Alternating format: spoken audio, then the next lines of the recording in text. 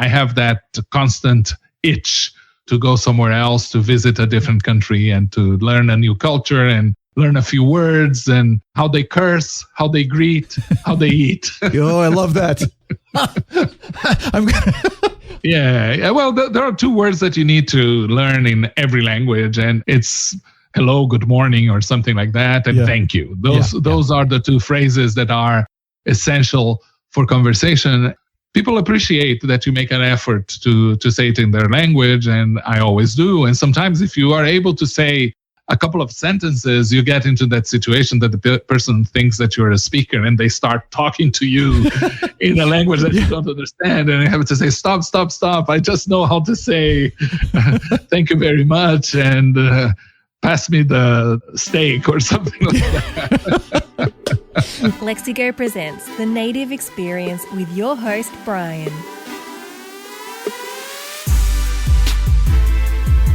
Hello, world. This is Brian from Lexigo.com, and you're listening to the Native Experience Podcast, the show that says yes, eating a lot of good food from different cultures can make your life better. Even pig intestines, too.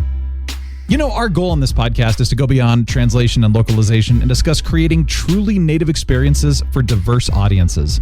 Today, we are talking with Renato Beninato. He is the chairman and co-founder of Nimdzi Insights. My goodness, Renato brings decades of experience everywhere he goes, and he'll even say that he is from elsewhere, which we'll explain that here shortly. With that extensive experience in international consulting, market research, sales, and marketing, Renato provides the strategic direction that helps Nimdzi better serve clients worldwide. Now, in addition to his work at Nimdzi, Renato is also the co-author of The General Theory of the Translation Company, a co-owner of Multilingual Media, an adjunct professor at Middlebury Institute of International Studies at Monterey, and a frequent industry speaker. Renato, welcome to the Native Experience. Thanks for joining me. Appreciate it. Thank you, Brian. An honor to be here. It's a great opportunity to chat. I'm very excited to have you on the show. And you just told me just a second ago that you used to host a podcast as well. So I think this is going to be a really fun time. Oh, yes. I had about 100 episodes of a podcast called The Globally Speaking, where we were talking. It was one of the first podcasts on localization, but then It was in a past life, in a different company. So the podcast lives on, but I'm not in it anymore. So now we get to, learn from all of that expertise that you had there and bring it over here. Fantastic. I love it. All right. Well, tell us a little bit about yourself. Tell us what you do for fun. I mean, share whatever you want. Just have a little fun here. Okay, Brian. So my name is Renato Beninato. I was born in Brazil, but I have lived in 7 countries. I happen to have 3 passports. I have 3 nationalities. I am the chairman. I delegated the CEO role to somebody else because I don't like to do executive stuff. Of a company called Nimdzi Insights. It's a market research and consulting company in the language services area. So we publish research, rankings, technology analysis, and we work with large enterprise and also translation companies all over the world. We have about 40 people in 23 countries, and we speak something like 28 languages, I think, among all the employees in the organization. Very nice. So I've been in the language industry before it was called the language industry. I started in 1983 with a small translation company in Brazil and eventually had a career working with the largest companies in the world as an executive. And I started 2 market research companies in this space because it wasn't an industry and there was not enough data about this space. So I went to gather the information. I'm the guy who knows a little bit about everything to be dangerous on any topic related to the language services industry. I love that. They talk about the jack of all trades, master of none, but I always argue with that and say most of the time you're not only a jack of all trades, but you, like you said, you know enough to be dangerous, which makes you, well, let's be honest, a master of all trades because you still know more than others. The interesting thing is that I learned recently that expression is not usually quoted in full. The full expression is jack of all trades, master of none, which is better than only one. Oh. So let's be honest. language services, translation, interpretation, subtitling, or whatever, is communication. We are in the business of communication, and communication permeates every single human activity.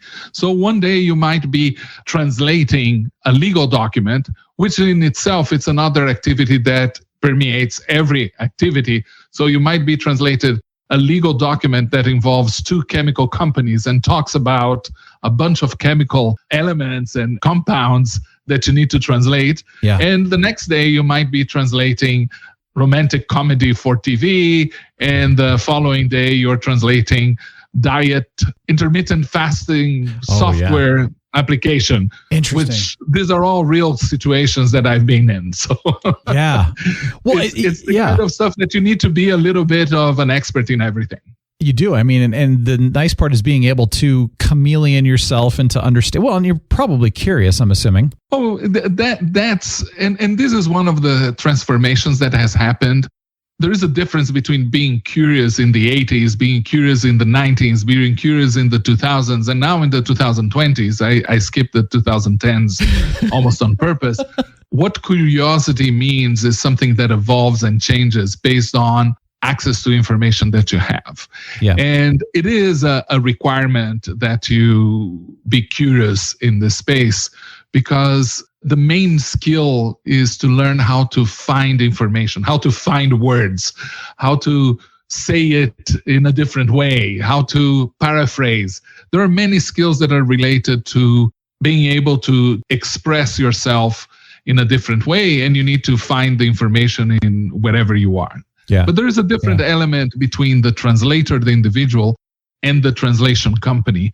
One of the things that I didn't mention to you, Brian, is that I wrote a book which is called The General Theory of the Translation Company. Nice. That talks about the business of translation, which is different than the activity around translation. Language is a fascinating world, but the business of translation is something that deals with complexity, that deals with helping customers communicate, sell more. It's not only the words in whatever format that come to you, but how to deploy those words, how to process those words in complex situations.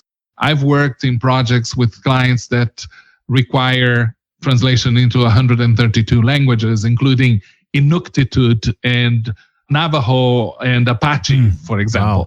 So when you get into situations like that, an individual might do the romantic part of translating words and this fun part that we've been talking about. But there is an element of complexity when you get to demands that not even artificial intelligence can take care of, because there are so many variables, and you need the intervention of a project manager, of a coordinator, or somebody in the middle to organize that, right? Mm-hmm. So the role of the language services industry is not only to translate, but to enable content to be deployed in multiple languages, multiple geographies, multiple formats, multiple platforms.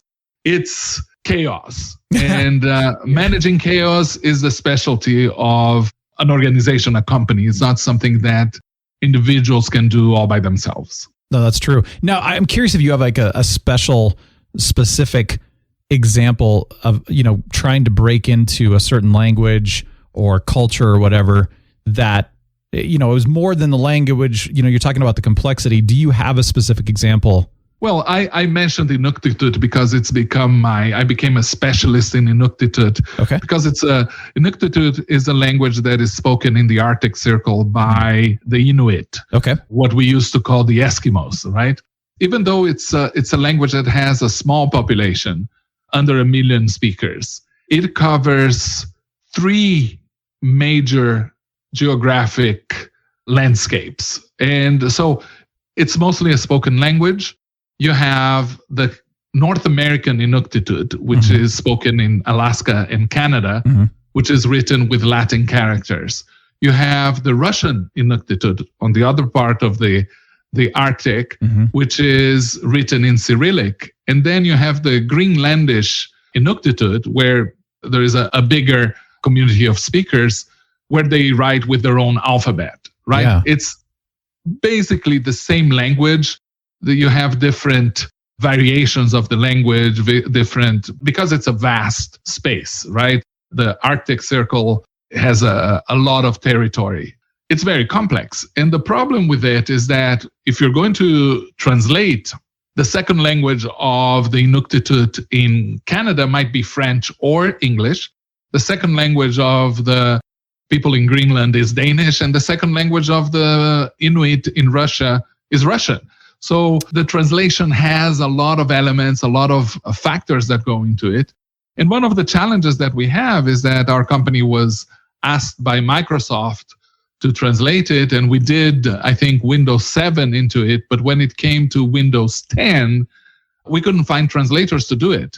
We had a group of students at the University of Montreal that helped us with the translation, with the localization of Windows into Inuktitut. But the following year, it was hunting season. They're all back home. It's like us going for Thanksgiving or Christmas to our parents' house. And we couldn't find enough translators to be able to do the project. And we suggested to the client that they had to drop it, which is the first time in my life that I told the client, don't do translation. Yeah. But you have complexities like that. And it's the same as you go into Africa, as you go into Central and South America, where you have communities that are more and more empowered to use their native languages. One of the interesting things is that back in the early 90s, there was a futurist, John Naisbitt, that wrote a book called The Global Paradox. And it talked about how many aspects of globalization growth before this was a trend. It was a prediction that he saw in the global paradox. And one of the characteristics of this global paradox is that the more powerful, the richer communities get, the more they revert to their native languages, right? Interesting. Okay. It makes sense, Yeah. right? I have this concept that I like to call the underwear effect, which is the closer, if you are a speaker, a foreign language, if you live in a different country than your native language, the closer you are to being in your underwear or to being in your privacy, the more likely you are to prefer to use your mother tongue. Sure. So you curse when you stump your toe into a chair or a table. Yeah. You curse in your native tongue. You seldom curse in a foreign language, right? When you're in a business environment, when you're wearing a suit or you're in a formal dress, you are more likely to be acceptant of a foreign language, whether that be English, German, French, or whatever is the dominant language in the work environment that you are. Yeah. So these are things that we take in consideration when looking at different markets and different things. That's really interesting, and you're right about that. That is very complex, and of course, every culture is going to be different. And then, I mean, as you're talking, I'm sitting here thinking too about there's different dialects within each country, and then of course accents, and then there's going to be well, I don't know about every country on this one, but I'm thinking, U.S. here, a 15-year-old is going to talk differently than a 40-year-old. Because of, and of course, generational has their own words too. And so then you're trying to translate all of those different colloquialisms and everything else. And it just gets more and more complex. This is why literary classics are retranslated over and over again. Why theater plays, I don't know how many translations there are of Greek tragedies, because they change with time. The language changes with time. Yeah. The main story, the relationships between different characters, learned once that there are 17 human relationships, father and child, father and son, father and daughter, mother and son, mother and daughter, siblings, sister and sister, brother and brother, brother and sister. And all those combinations generate about 17 storylines that are the same in history. Every movie that you watch on Netflix is going to have one of these relationships in there. But the words, the way, the attitude change with times, right? Yeah. And o tempora, o mores, right? Each time has its own habits. Yeah. And this is why we have retranslations of things. There was a story last year of a new translation of the Odyssey that was made for the first time by a woman translator that gave a completely different perspective to the story instead of the traditional male translators that had done the work. different interpretations of the same story happen all the time. And this is why you have this time element going through the process. Yeah, absolutely. Wow. Well, I'm impressed. I got to tell you, you're doing an amazing job with that. Now, so you said you speak 7 languages. Is that correct? Which ones? 5 languages. Oh, 5. Okay. I lived in 7 countries. That's what it was. I'm sorry. 7 countries, 5 languages. Which languages do you speak?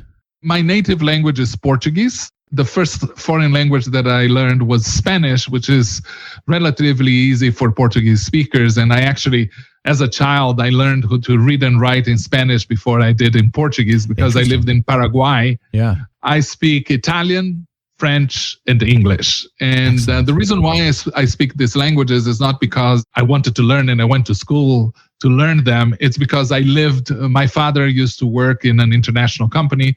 I lived in all these countries growing up, and I went to school and I needed to have friends and a girlfriend and so on. And I needed to learn the local language. And this is how I became fluent in them. Oh, that's awesome. So if you had to choose one language only to speak the rest of your life, which one would it be? It would be Portuguese. Okay. It's my native language. I'm comfortable with all of them. I can write, I can read, I enjoy them all, but there's nothing like your native language. Yeah, no, I understand that. It just happens to be a very beautiful language, a very poetic language, and I speak the Brazilian version of Portuguese, which is much more melodic than the European Portuguese, even though I lived in Portugal too. Yeah. So I really enjoy it. I enjoy our music. I enjoy our literature. I enjoy everything that comes in the Portuguese language. Oh, that's cool. That's good. That's always good to be, very proud of your heritage and your original language and everything else. And the culture, like you said, that's awesome. So absolutely. You said you lived in 7 countries. Which ones then? You've mentioned a couple already. Argentina, Paraguay, Italy, Portugal, Brazil, the United States, and Czech Republic. Okay, so wow. 7 countries. I didn't learn Czech because I worked there. I lived there for 2 years, but traveling a lot out of there.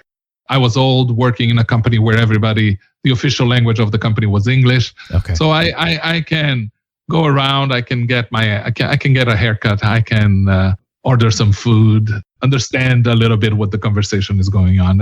As a friend of mine asked the other day, I can count to 5. Hey, there you go. Sometimes that's all you need. So if you could live in only one country for the rest of your life, what would it be?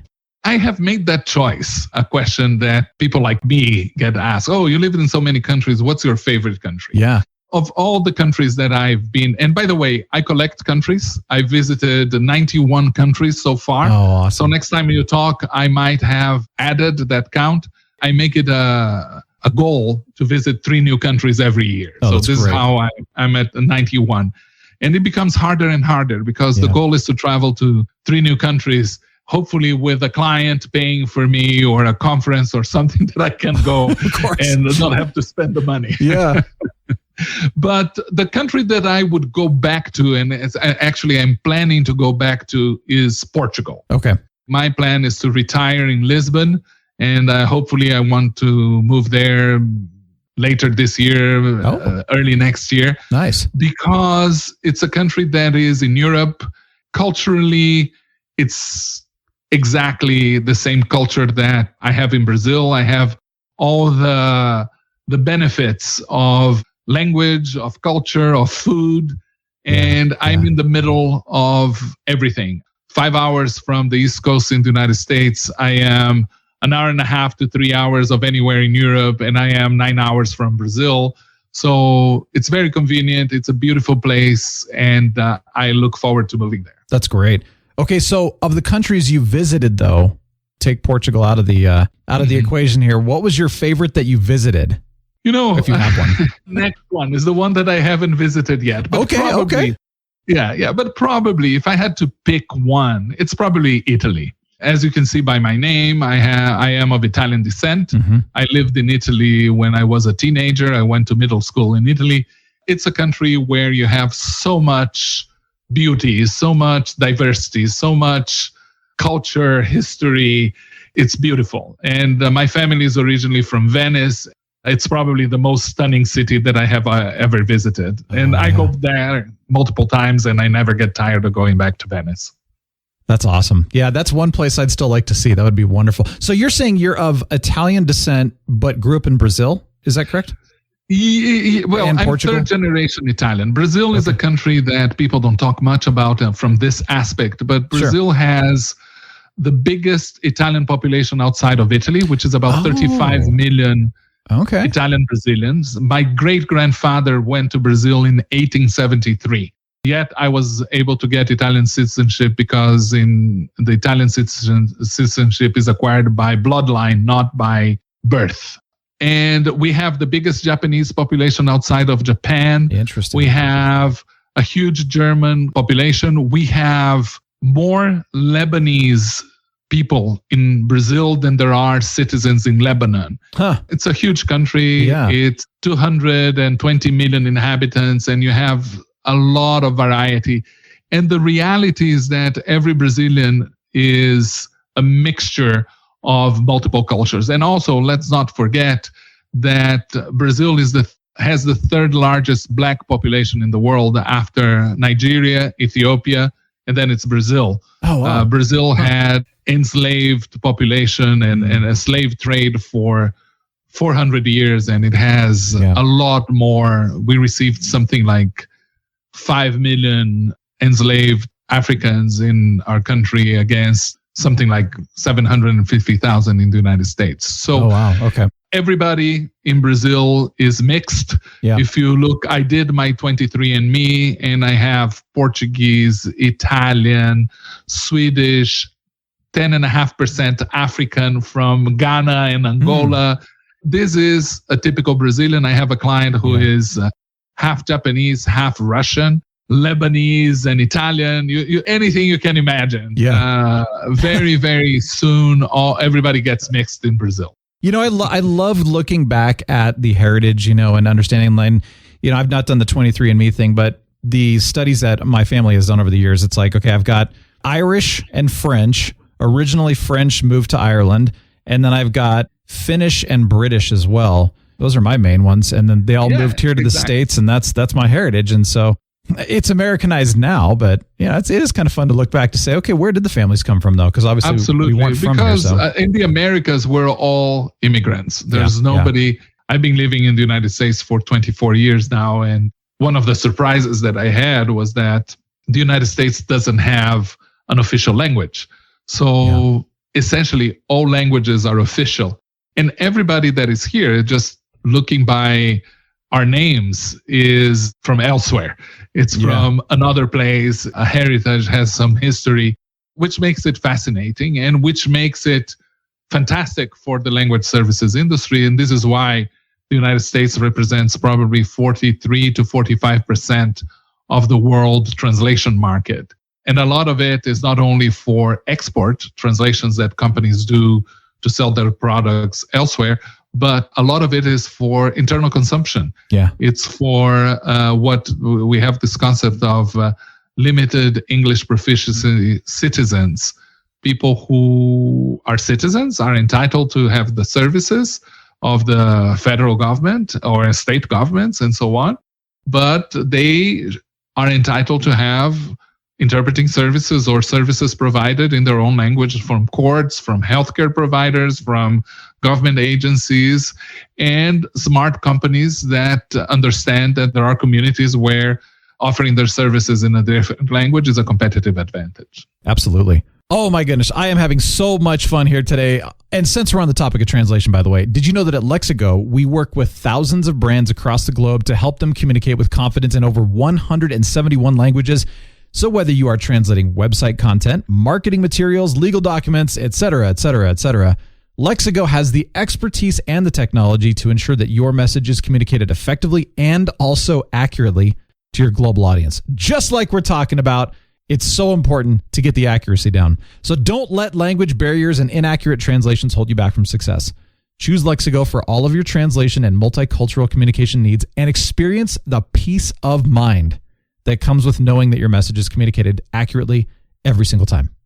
All right, let's get back into it. Now, I'm kind of curious. You mentioned this to me off mic that you are a third culture kid, and you have some stuff to share about that. So you got to explain all this.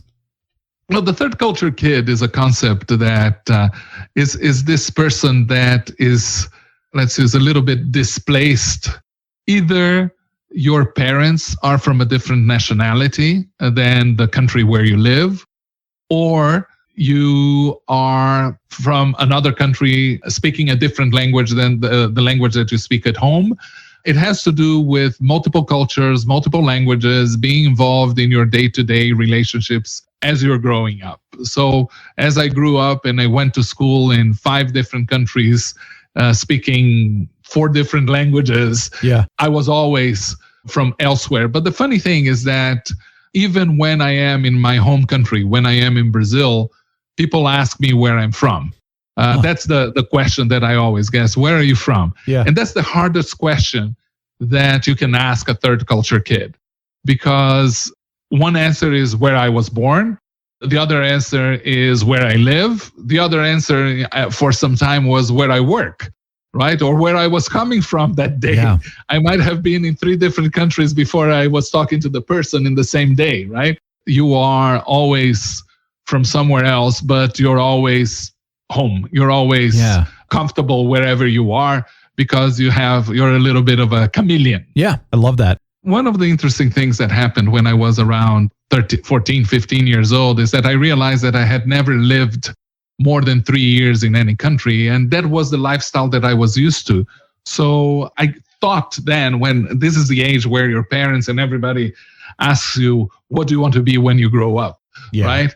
And and there was no social media. So I was uprooting myself and moving to another place and having to have new friends, new relationships, new ideas every 3 years. And I thought that was the standard. And I thought, what job could I have that would give me this ability to move every 3 years? I thought of becoming a diplomat because of that. Living in international circles, that's pretty much the kind of people that you live with. Even though my father worked for a bank, I used to hang out with diplomats, and that's what I planned to be. That's what I wanted to be. I studied and I prepared, and then when the time came to make a decision to have that career, and I was 19 years old, and I went to work for a consulting company, Arthur Andersen at the time, which is Accenture today. I was making more money than all my friends who were in the diplomatic career. And I said, maybe not. So that forced me to live for 18 years in Rio de Janeiro, my home city, which was wonderful, but always with this desire to move away, to travel to other places. And I have that constant itch to go somewhere else, to visit a different country and to learn a new culture and learn a few words and how they curse, how they greet, how they eat. Oh, I love that. I'm going to remember that. How they curse, how they greet, how they eat. I love it. Yeah. Well, there are 2 words that you need to learn in every language, and it's hello, good morning, or something like that, and thank you. Those are the 2 phrases that are essential for conversation. People appreciate that you make an effort to say it in their language, and I always do. And sometimes if you are able to say a couple of sentences, you get into that situation that the person thinks that you're a speaker, and they start talking to you in a language that you don't understand. And you have to say, stop. I just know how to say thank you very much, and pass me the steak or something like that. Oh my gosh. Oh, I love it. You know, I've always been incredibly fascinated about different, like when you said, how they eat, I'm always like, all right, let's get crazy. Let's experiment, and then you're eating stuff that you're going, wow, should I be eating this? And it's fantastic though. I love it. Oh, one of the things I have been involved in sales because if you are in a business owner, you're always involved in sales. And one of the things that I learned from a salesperson is that salespeople and politicians need to be able to eat everything. Because you don't know where you're going to be. You don't know what is going to be offered, and you need to be able to eat everything. You cannot have allergies. You cannot be a vegetarian. You have to be able to engage, because that's how you socialize. It's through meals. It's through food, and people are very, very happy to tell how their mother prepared a certain recipe and how food is important to them and how it affects their language even, right? Because preparing a meal is a language of love, right? It's a demonstration of love. So when you're invited by someone, either at a restaurant or even more importantly at their home, I really enjoy trying their food and eating the same way that they eat. Last year, my third country in the year was Ghana in Africa. And it was the first time that I was in West Africa. We went to eat some local food, and they wanted, I was working as a consultant for a client. They wanted to bring me to a fancy restaurant in a 5-star hotel or something like that. I said, no, take me where you go to eat. Yes. That's what I want to eat. Where do you go to eat? And you know what? It was the most amazing experience because it was just food that I eat in Brazil. The food in Ghana, the ingredients, the preparation is different, but the ingredients are the same. The flavors are similar. The consistency of the food is very similar. We use a lot of manioc or cassava, yuca. It's a plant that has different names in English, depending on who's talking about it. But it's something that is basic in Brazilian food, and it's basic in their food. And it's like a flour, a grated fried flour that was delicious. This is what I like. I really enjoy the part of the cultural element of enjoying a meal with the local people, eating with your hand and not with, or it's the same thing with Asian.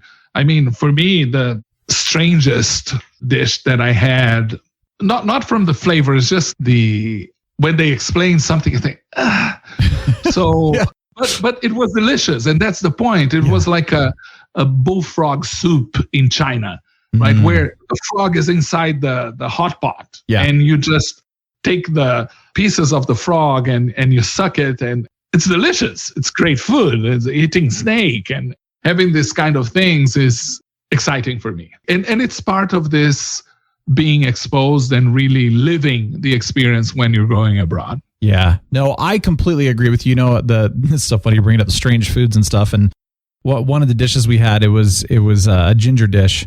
And I thought, this is so good. I don't know what I'm eating. It's so good. And I kept asking them and they're like, we're not going to tell you.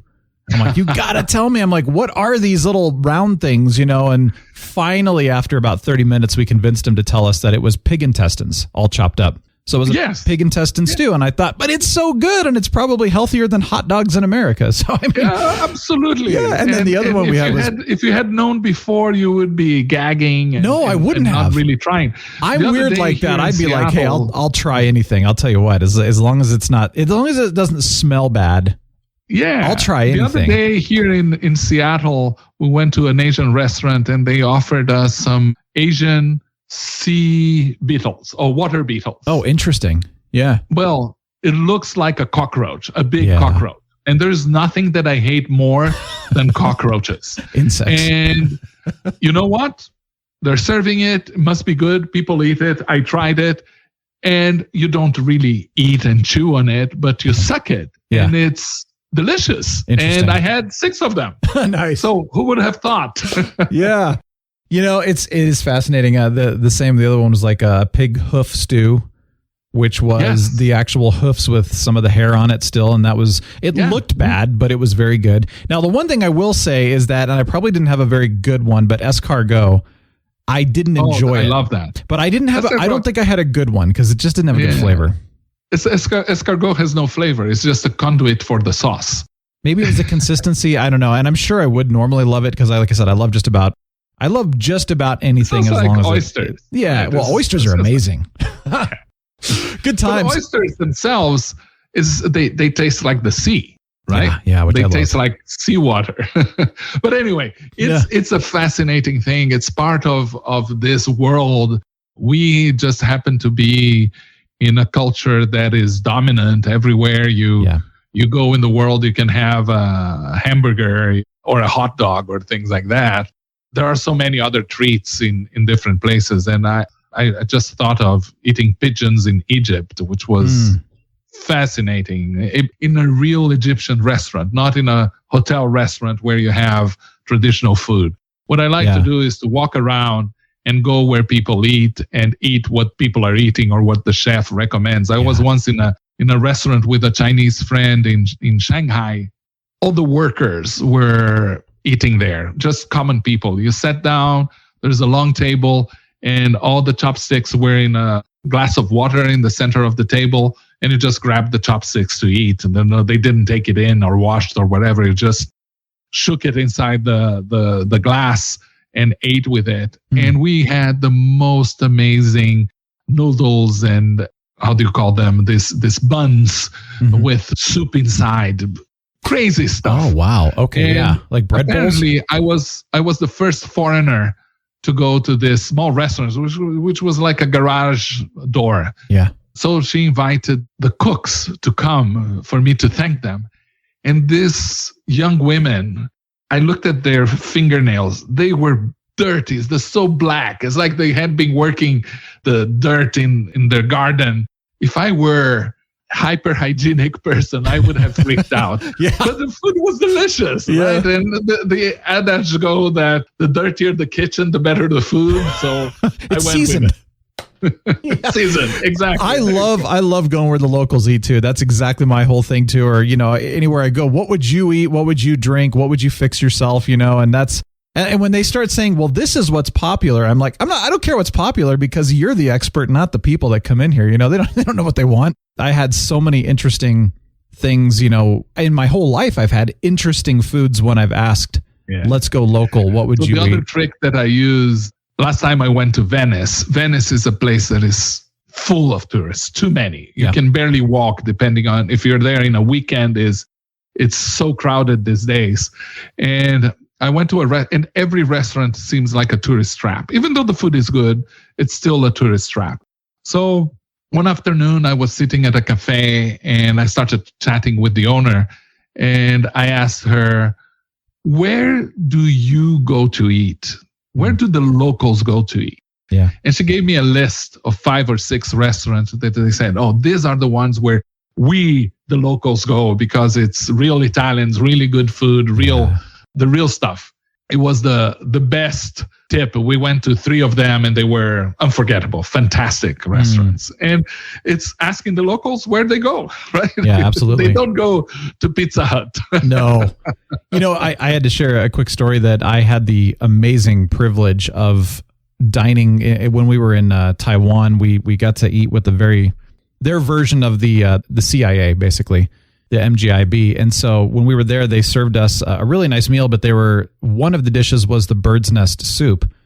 And it's the real deal too. It's not the fake version that most people serve. It was the real, these little clear, chewy things are the regurgitation from the birds that they, they use. And I was like, oh my, and it was a cold soup and it was with fruit. It was phenomenal. But then we found out later that at that time, less than 1% of the population of the world will ever have a true, real bird's nest soup. And I thought, wow. Yeah. And I'm so glad I did that. It was excellent. When you start to think about it, you're like, well, do I really want to be eating this? And I'm like, who cares? This is awesome. It's so one in a lifetime. Yeah, right? I love those moments. I was in the Amazon for the first time earlier this year. When I was a kid, the thing that everybody wanted to have was turtle soup, which was the typical dish that people in the Amazon eat. But it's forbidden now, and for a good reason. The population of turtles was disappearing. Turtles, they live long, right? Yeah. So it's sad that you're killing this endangered species at the time. Now they're back to normal, but the habit has disappeared. And I said, I can survive.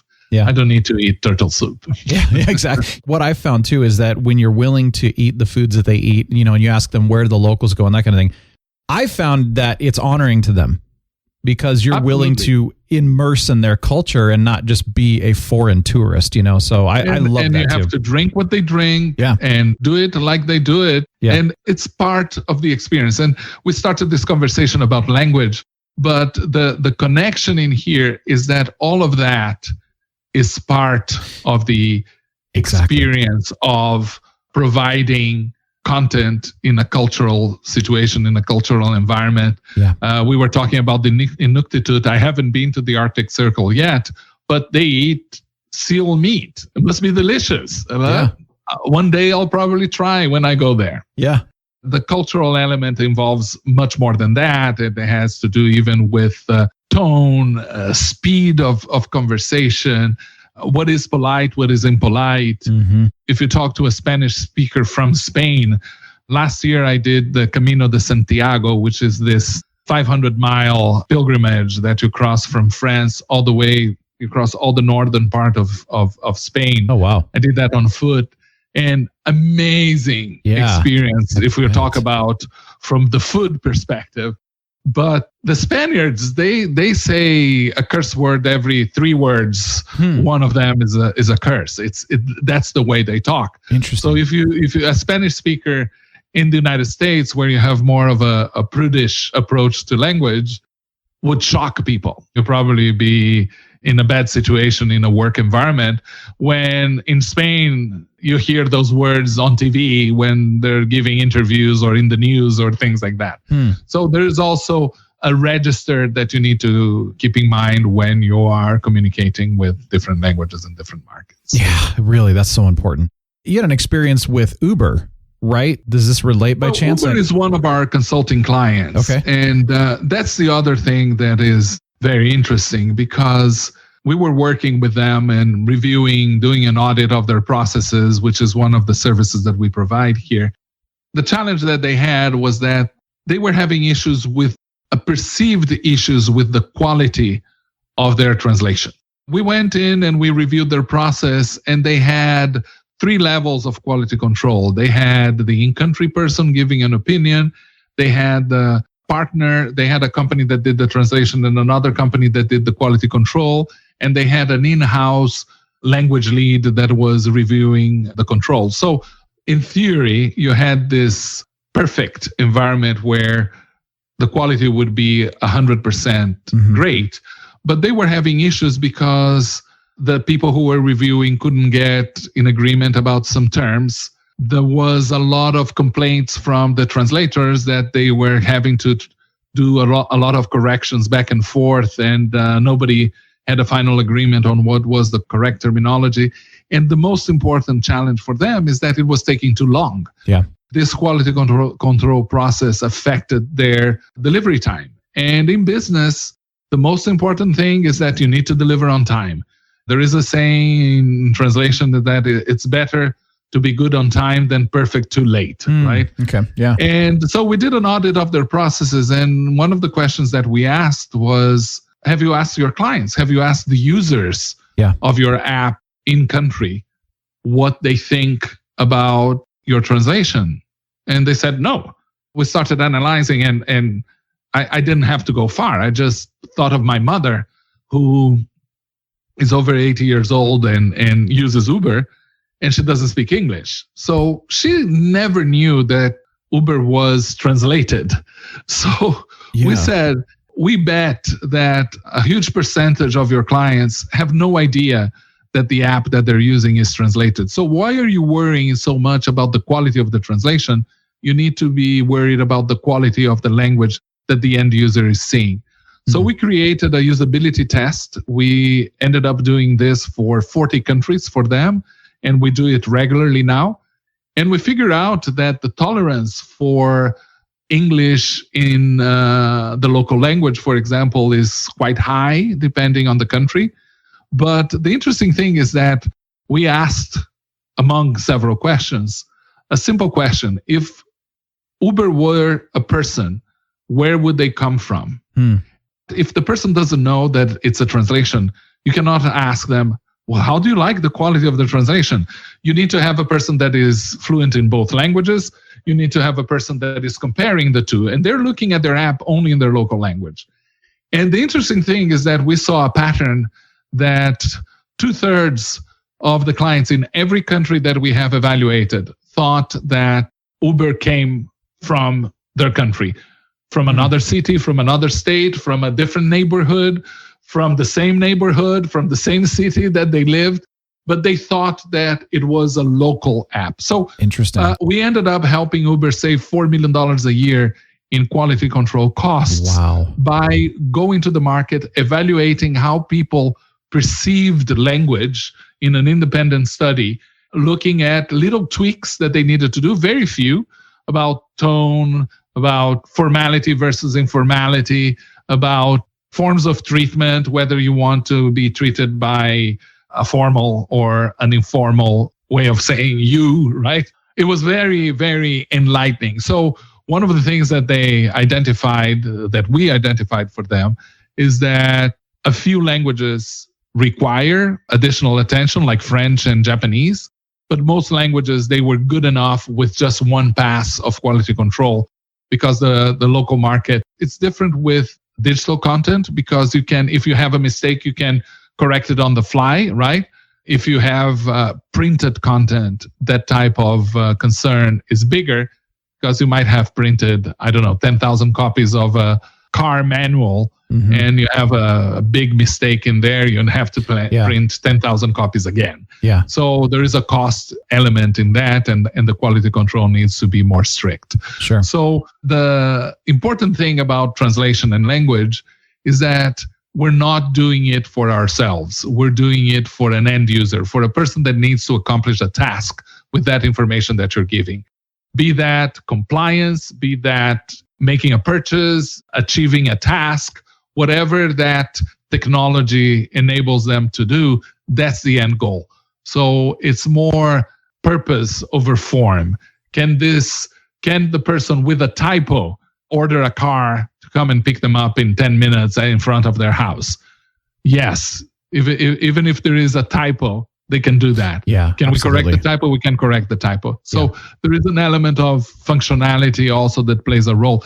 But look, these are solutions that are not universal. This doesn't work for a medical device. This doesn't work for, an investment prospectus, or a court proceeding might require a level of revision and quality control than other types of products don't. No, that makes a lot of sense. Well, that's very interesting. I'm glad you shared that. So if you were to boil down, everything that you just experienced there, but also, things we've talked about on the show today, because we've talked about a lot of really incredible things that I think people can walk away and utilize. If you were to boil this down to, let's just even say 2 to 3 pieces of advice, how you would recommend providing a truly native experience, what would you say? Talk to your clients. That's the number one. Understand why they are using your product and what is the importance of the content that you're giving them, right? There is a difference between the user interface and the support content. You might have different processes for different types of content. Another thing, if you are a provider, understand the difference inside companies between pre-sales content and after-sales content. Okay. Pre-sales content is usually much more important for the organization, because the organization is in business to sell, to grow, to acquire new clients. So that marketing material, that website, that packaging, those things that directly influence the purchase decision need a lot more attention and a lot more budget than the user-generated content in the support files that you have for a certain product, or the content for the maintenance of a product that you have. Sometimes these days, people don't read manuals anymore. For a long, long time, they haven't read. They go to YouTube and see somebody that has done it before. So invest in translating your YouTube content more than you would in your support material is one case. Okay. And I think that the third point is do more languages. One of the things that I learned over the years is that companies that embark on localization never drop languages. I've been in this business for 40 years. Over the last 40 years, I can count on one hand the companies that have dropped languages from their offering. And the reasons why they have done that, it's probably because they had gone into that language for one specific client, and then that client was acquired by another company and they are not using their solution anymore. But there are very rare situations, because language is a driver for growth. It's a multiplier. It's an enabler. It's an activity that it's much cheaper to produce than to create content, right? The cost that you have to create content in English is much, much higher in English, in French, in German, and whatever is your source language is much higher than the cost of translation. Yeah. Right. So a good translation will help you expand and not only acquire, but also retain clients in many, many, many more markets than you would just with one set of language. Yeah. Renato, I got to tell you, this was a fun conversation. And I think it was actually kind of cool going off on some of the other tangents we were going off on, because it really is about understanding each other and getting to immerse. And so I appreciated that. It was a lot of fun, so much. And I know that we could go on for a lot longer. So I think we're going to have you back absolutely. on the show. This is the type of conversation that it never ends, because I have yours, you have me, and we both come out richer from any conversation. We both learn something. Yeah, absolutely. Well, I'd love for you to come back on when you have time, but thank you so much for joining us and taking the time today. I really appreciate it. Anytime, Brian. Thank you. Renato Beninato, chairman and co-founder at Nimdzi Insights. Renato, that was awesome. Thank you. Really appreciate that. That was a lot of fun. We got to do conversations like that a little more often, just kind of seeing where it goes and seeing what happens. That was a good time. I hope you got a lot out of that, though. The stories teach. Stories give insights. So I really hope that I got a lot out of that. So I hope you did too. Thank you for joining us today. We really appreciate it. Love to hear from you as always. So send us questions, comments, your thoughts on the show, suggestions. Do you want us to talk about something in particular? Let us know. You can email us, nx@lexigo.com. That is nx@lexigo.com. Again, thank you. Thank you for joining us. Thank you for your time. Have a wonderful week. And remember, always strive for authenticity and embrace the power of native experiences.